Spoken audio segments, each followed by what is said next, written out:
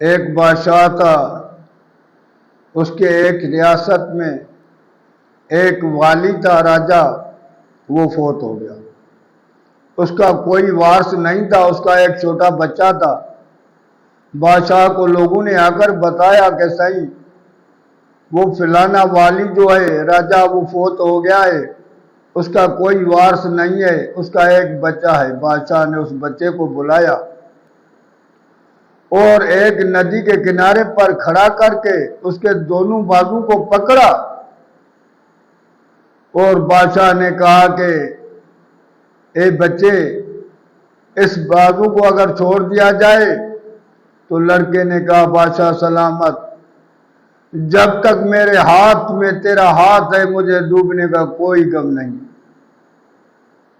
بادشاہ نے یہ جواب سن کر اس کو اپنے باپ کے جگہ والی بنا دیا۔ تو جس کے بھی ہاتھ میں اللہ کا ہاتھ ہے، جس کے اوپر اللہ کا سایہ ہے، جس کے اندر میں اللہ کی محبت ہے، اللہ کا فرمانبردار ہے، اللہ کے رسول سے محبت ہے، اللہ کے رسول کے حکم کا تابع دار ہے، اس کو کسی چیز کی کوئی پرواہ نہیں ہے۔